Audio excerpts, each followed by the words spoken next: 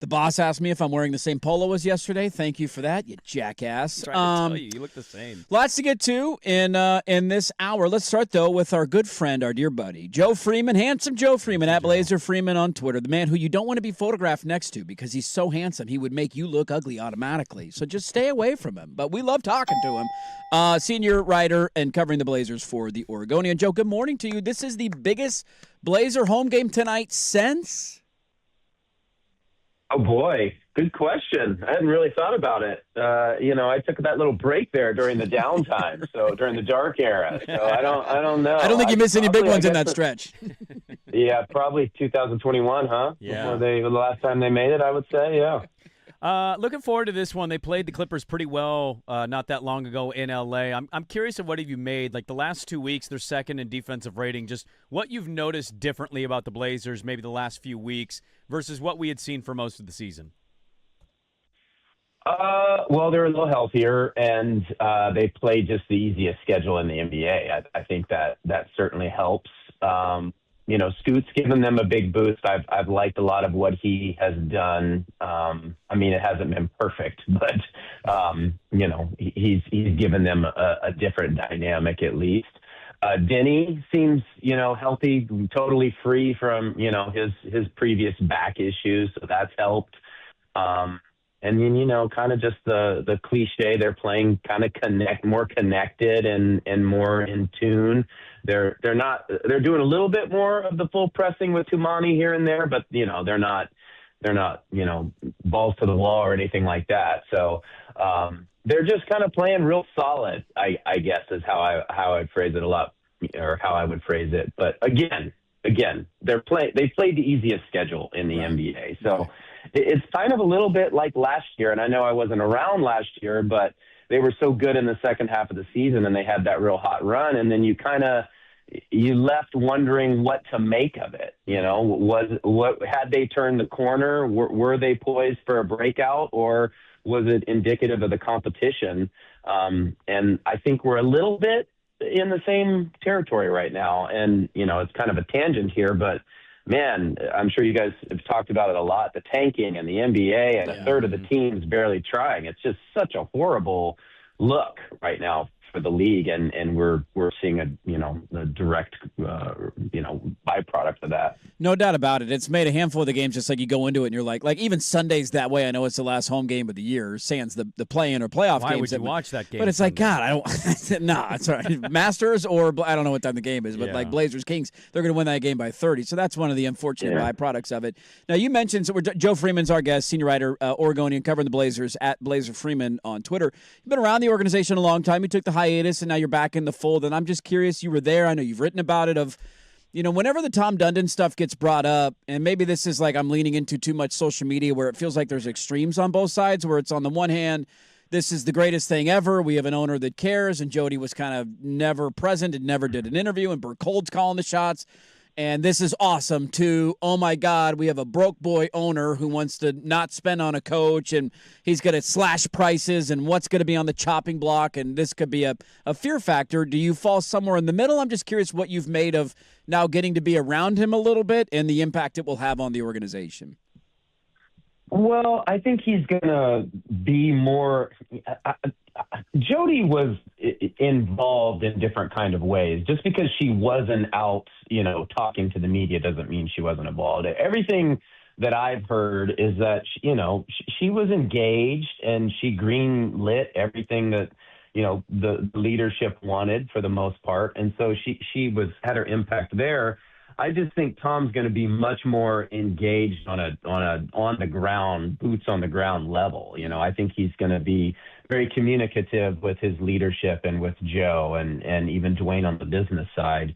And so, he's already ramped up the heat in terms of, he talked to the team the day he took over at shoot around and, made it very clear that he's all about winning. And, that is a different edict than we've seen over the last 4 or 5 years here. And so I think the franchise had already turned that corner and was already focused on that. So it's not, anything new.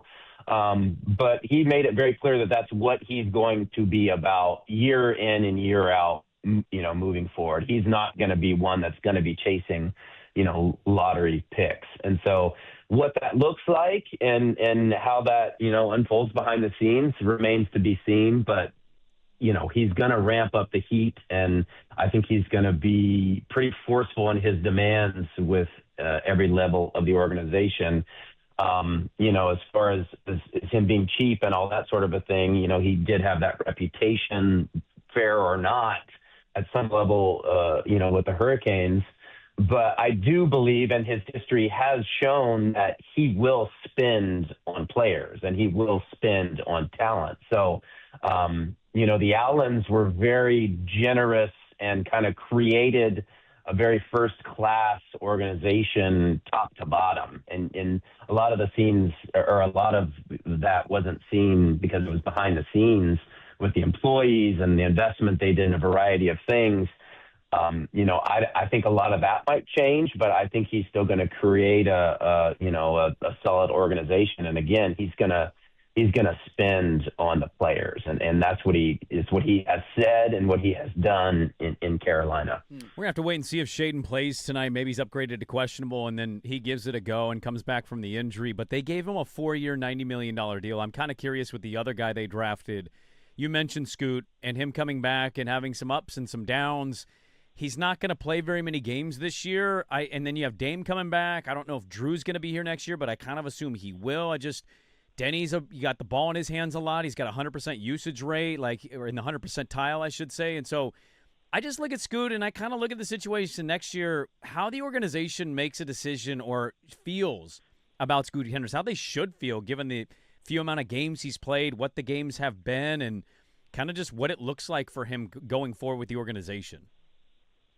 That's a good question. I mean, I know they still like him a lot. Kind of going back to what we talked about a few minutes ago, just about the team in general. It's like, what do you take away from Scoot's season? Can you make any determinations at all?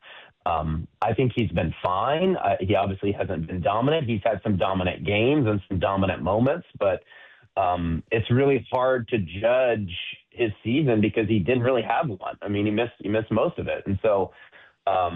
I know they were very high on him going into the season. I know Drew had made it one of his personal goals to get Scoot right, to help him develop and foster that next step for him.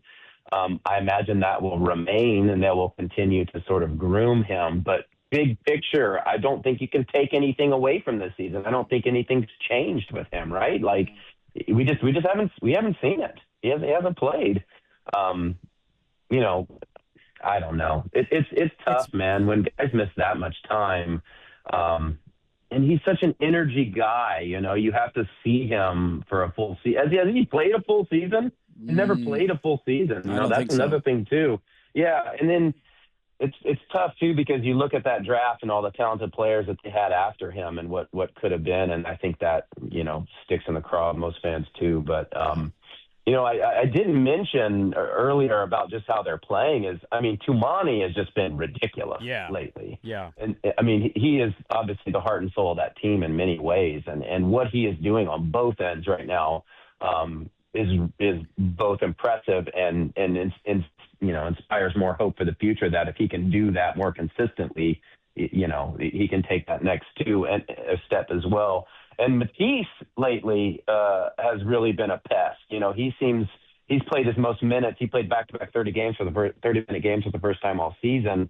So he adds that different dynamic as well. Going back to your original question, I pivoted on you there. My bad. No, that's okay. I mean, you did make me think. I think going into the year, before they announced the hamstring injury to Scoot, I think a lot of us were like, "Hey, we might get out of this," and we say, "All right, here we go. We got Denny, Tumani, Shaden, Scoot," and now it's the end of the season. He's barely played that much. Shaden's been out for a handful of games. Statistically, he's gotten better, but I don't know if people feel a whole lot different about him and what he can be versus what he is. And I think now you look at it, and your biggest takeaway is Dame's coming back, Denny's All-NBA level, Donovan's been better this year, and Tumani's taken a huge leap versus what you thought it was going to be just before the Scoot hamstring injury. Yeah, and I think Denny developing to what he's become. I mean, what did he had 24 11-8 or something last game. I can't remember. Or against the Clippers the last game. Yeah. You just kind of take that for granted. He does that almost every night. And so that development is probably the single biggest development of the season, to have that legit all-star on your roster, someone you can build around. And then, I think Donovan Clingan has been incredible this season. You look at what he was last year and the strides he's made this year, and then you wonder what more he can do next year, right? And especially his three-point shooting, obviously, has added another dimension to his game. He still doesn't have, much of a post game around the rim. I think that's the very clear next step he needs to take. But I mean, we're not looking at a guy who's getting gassed running up and down the court like we did last year. And his rebounding is among the best, quite literally the best in the league in some categories. He's an incredible offensive rebounder, gives you so many second possessions, and he's so big and clogs that middle. And so, when I look at the takeaways from this season, Denny is right at the top of the list. DC is right there, and then Tumani kind of taking that next step is there as well. So, again, it's what we knew going into the year, but I think a lot of it's been reinforced. You do have some solid building blocks, some solid young pieces that if you just tweak around the edges here and there, you at least have the backbone of something moving forward. And I think that's been reinforced this year. Look, for Blazers fans who have dealt in those dark days when I wasn't around in recent years, you think about those just ridiculously bad losses, historically bad losses. And you're not really Denver game aside, you're not seeing just all out getting destroyed. They're competitive every night. They have been most of the year. They play hard. They play the right way. It's mostly a likable group, from a talent standpoint and an entertainment standpoint. And here they are in the last, weekend of the season. They're relevant. There's a reason to watch when the Masters ends tonight. And then you get some free basketball at some level, at least one or two games after the season. And so, they took a step forward, I would say, wouldn't you? Yeah. There's no doubt about that. No doubt about that. Last one for you, Joe, and we can go rapid fire here. I'm going to throw three at you, and just you give me a quick little thought. What could possibly go wrong? Tiago Splitter back as head coach next year? Ooh. TBD. Don't ride the fence, Joe. Don't ride the fence. Here's the deal. When I sat with Tom Dundon at Nostrana on his first night in Portland, I asked him about Joe Cronin, and he said solid. I asked him about Dwayne Hankins, president. He said solid. I asked him about Tiago, and he didn't say solid. He said he's going to be a candidate. And from things that we're hearing, they have had some talks about keeping him on, but they're also poking around, looking at other candidates. So I can't say one way or the other. It really could go either way. Okay. So that's just the honest assessment there. Okay. I feel like you already answered my second one, but Joe Cronin back as GM seems like you believe yes? I mean, that's what Tom told me. Yeah. So unless he changes his mind or unless he was untruthful to me, I have to take him at his word after meeting him. Okay. My understanding is Joe's back. Joe is solid was the quote, and Dwayne is solid. And and what I said about Tiago. And then last one for you. If you were a Blazer fan, because you have fandoms in your life, right? Teams that you root for. If you were a Blazer fan, would you be rooting for them to win the play-in, lose their first-round draft pick, and get likely swept by either San Antonio or Oklahoma City, or lose the play-in, have a 2% chance at the number one pick, but keep it no matter what? I would want the draft pick. Yeah.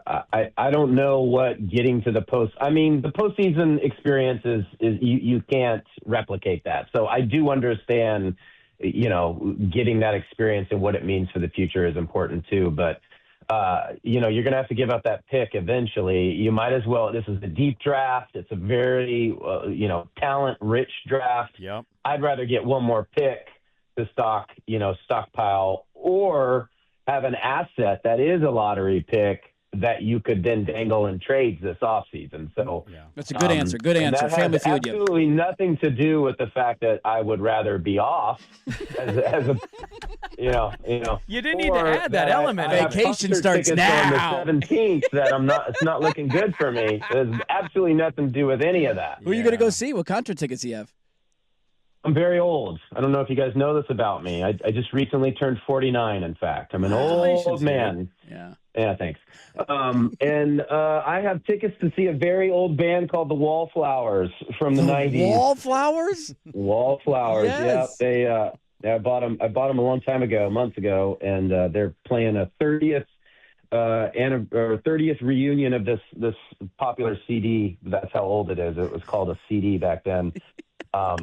And it's the second day of the play-in, so it's not looking good for your boy. Okay. So I might find me on StubHub is what it might be. Yeah, in that secondary market. Now, is our boy just having a couple cocktails enjoying a concert? Is he stone cold sober, or are we popping a gummy and we're putting our feet up? Oh yeah, what's the concert vibe? Well, I will only say that I will definitely not be stone cold sober. I mean, what are we doing here? It's the Wallflowers, dude. They got one headline. Well. Beyond that, it's just, it's the end of the, we're kicking into the off season. You know what I mean? It's vacation time, baby. We're almost there. Handsome Joe Freeman at Blazer Freeman on Twitter. Go give him a follow. Final home weekend, final 2 games of the regular season tonight and Sunday, and then we'll see how far they go from there. OregonLive.com. Joe, we always appreciate the time. Enjoy the game tonight. Let's do it again soon. Gentlemen, it's always a pleasure. Enjoy your weekend. You too. Enjoy the Masters. Yeah, absolutely. Right. Joe Freeman, great stuff from him, from Handsome Joe on the Portland Trail Blazers. Joe Cronin back. Tiago Splitter, TBD. It seems like Tiago, not so much. Best to be in the lottery. Correct answer from Joe Freeman. I was happy that's the way it ended. That is his take. Crazy thing just happened in the Masters at the end of the interview. Dude, a guy got drilled in the head. Spieth hit somebody off the head, and it went into the fairway for him. It did. Sometimes you get the breaks of a lifetime. Best break ever. Bryson had one of those yesterday where you drilled a guy. Dude, sign me up to be that guy that gets drilled. I'll take one for the team as long as I'm getting something out of it. Yeah. And if it's a golfer you like, and they win, what if he goes on to win the tournament? Because he was in by a shot, and he birdies the 9th hole. Yep. You're like, dude, I did that. I kind of did My that. head did that. I kind of won the Masters. No big deal. Give me a green jacket.